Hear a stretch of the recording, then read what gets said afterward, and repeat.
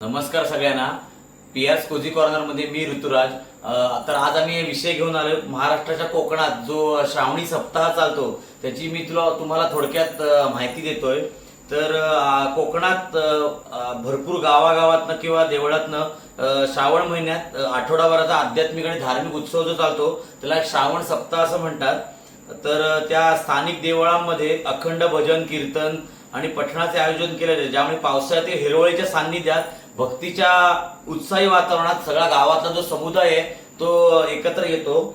तर जे प्रमुख उपक्रम असतात या श्रावणी सप्ताहामध्ये ते असे की भजन आणि कीर्तन दिवस रात्र चालू राहतं. वाड्यावाड्यामधनं 3-3 तासाचे पहारे दिलेले असतात. म्हणजे प्रत्येक वाडीतली जी लोकांची ठराविक समुदाय असतात त्यांना 3-3 तास 4-4 तास असे ठराविक 24 तासातले टाइम स्लॉट असतो तो त्यांना नेमून दिलेला असतो आणि त्यानुसार भजन कीर्तन अखंड 24 तास 7 दिवस चालू असतं. ग्रंथाचं पारायण चालू असतं. सामुदायिक मेळावे असतात. गावकरी स्थानिक कुटुंबे या देवळातनं दैनंदिन पूजा संध्याकाळच्या आरतीसाठी एकत्र येत असतात. आणि या पार्श्वभूमीवर सगळ्या देवळाची पूर्णपणे सजावट लाइटिंग केलेली असते. गावातली ताजी रान फुलं बेलाची पानं आणि पारंपरिक तेलाचे दिवे यांनी पूर्ण देवळांची सजावट केलेली असते. आणि खरं म्हटलं तर हा जो श्रावणी सप्ताह चालतो या श्रावणानंतर लगेच भाद्रपद येतो आणि तो भाद्रपदात आपलं जे प्रमुख आपला देव आहे गणपती, तर त्या गणेशोत्सवाच्या आगमनापूर्वी ही जी आपली खोलवर उजलेल्या आपल्या सणांच्या परंपरा आहेत त्या एकत्र आणण्यासाठी ही जी आपली लोकांनी पूर्वापार जी चालू केलेली अखंड हरिनामाची जी सप्ताहाची जी परंपरा आहे ती कोकणात आपल्याला गावोगावी आणि शहरोशहरी बघायला मिळून येते. तर आज आम्ही आमच्या शेजारी वारंग म्हणून जे मांडवीतले आमचे शेजारी राहतात त्यांच्या माध्यमातून आम्ही मांडवीतला जो भैरी आहे त्याचा जो हरिनाम सप्ताह जो चालू होता त्याचा शेवटचा दिवस आहे. उद्या सकाळी 10:30 वाजताच्या सुमारास तो सप्ताह उठेल. तर जो शेवटचा सप्ताहाचा जो पारा होता त्याचा आम्ही अखंड अनुभव घेण्यासाठी आज आम्ही 3घही जण गेलो होतो. मी, पल्लवी आणि क्रिशे गेलो होतो. तर आम्ही तिथे बघितलं की प्रत्येक जण भक्तिरसात न्हावून निघालेला होता. गुलालाची प्रचंड उधळण होत होती. नंतर भजन कीर्तन जोरदार चालू होती. ढोल ताशे वाजवत होते. पूर्ण रोषणाई केलेली होती मंदिराला तसेच पूर्ण रस्त्याला.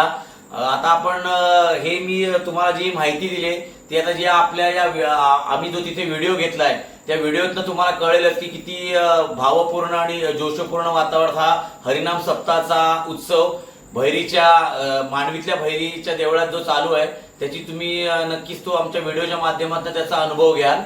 तर आता तो तुम्ही नक्कीच आणि त्याची मजा घ्याल. आणि नक्कीच मी असं म्हणेन की हा व्हिडिओ बघून किंवा आम्ही जो अनुभव तुम्हाला आता कथन केला किंवा मी जो कथन केला त्यातनं तुम्हाला नक्कीच या सप्ताहात जाऊन त्या देवळात जाऊन हा जो भक्तिपूर्ण अनुभव आहे तुम्हाला नक्कीच घ्यायला आवडेल.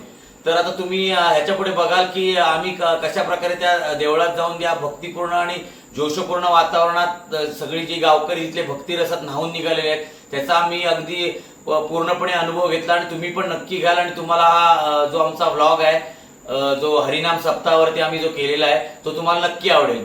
आवडला तर नक्की आमच्या चॅनलला सबस्क्राईब करा आणि शेअर करायला नक्की विसरू नका. थँक्यू. धन्यवाद.